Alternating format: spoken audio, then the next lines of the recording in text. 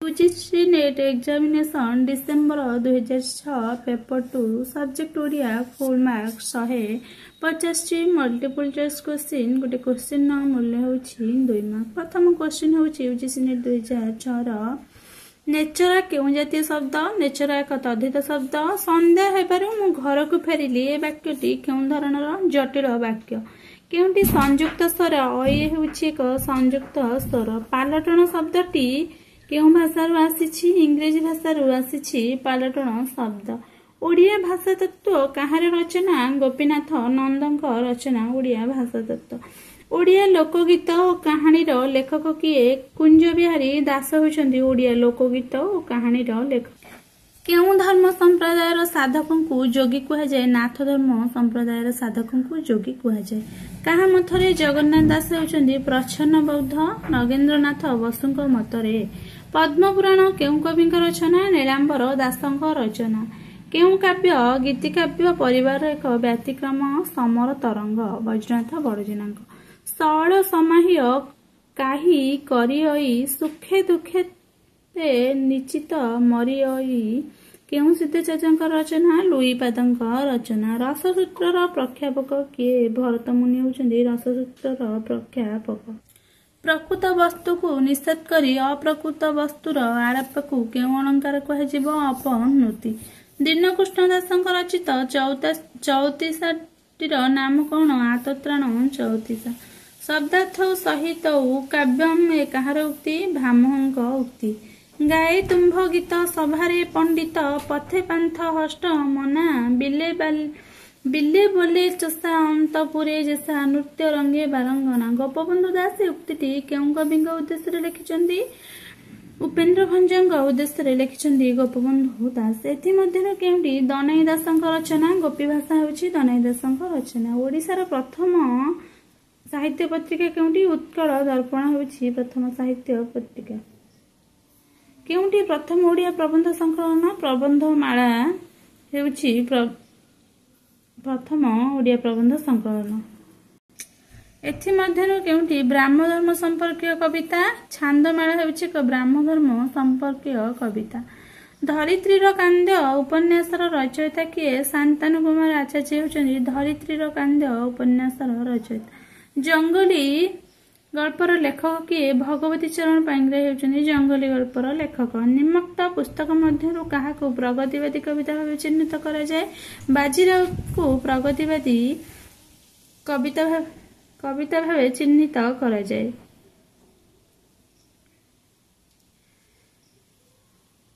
वैदिक संस्कृति को नहीं रचित उपन्यास केउटी जंत्रारूढ़ होछि वैदिक संस्कृति को नहीं रचित उपन्यास केउ कविता पुस्तकटी को प्रगतिवादी धारार अंतर्भुक्त करा अभियान पुस्तकटी को प्रगतिवादी धारार अंतर्भुक्त करा आश्चर्य अभिसार काहार रचना गुरुप्रसाद महांतींकर रचना आश्चर्य अभिसार अनुभारत उपभारत कविता ग्रंथर रचयिता किए सौरीन्द्र बारिक होउछन्ति अनुभारत उपभारत कविता ग्रंथर रचयिता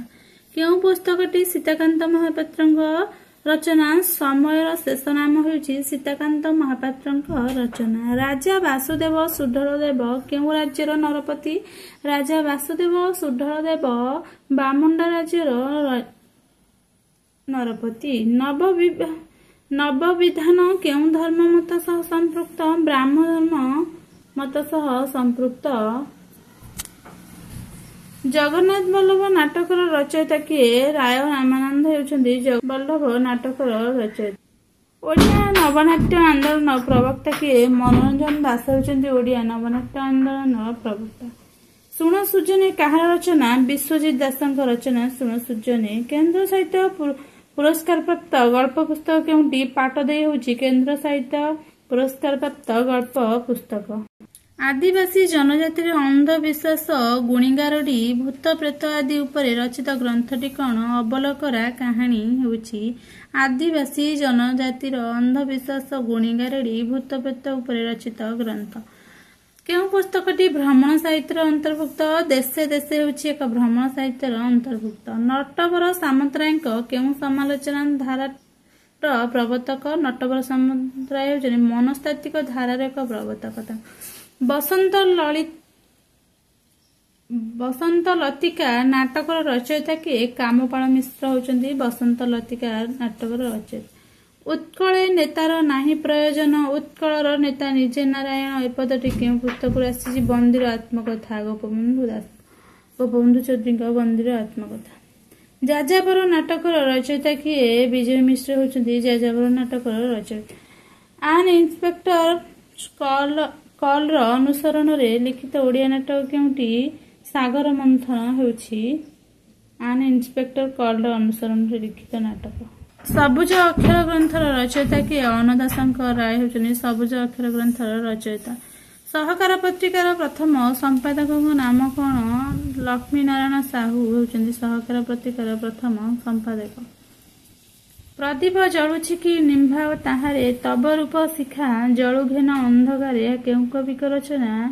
ଅନନ୍ତ ପଟ୍ଟନାୟକଙ୍କ ରଚନା।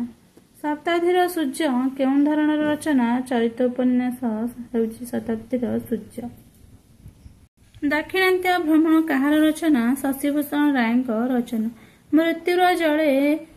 ମୃତ୍ୟୁର ଜଳେ ପହଁରି ପହଁରି ତୋଳେ ଯେ ତୋ ପାଇଁ ରକ୍ତ କଇଁ କୃଷ୍ଣ ନାଗର ଦଂଶନେ ସେ ପଡ଼ିବ ନଈରେ ପଡ଼ିବ ନଈ। କବିତାର କୃଷ୍ଣନାଗ କାହାର ପ୍ରତୀକ ବୃଜୟା ଗୋଷ୍ଠୀର ପ୍ରତୀକ। କବି ମାୟାଧର ମାନସିଂହ କେଉଁ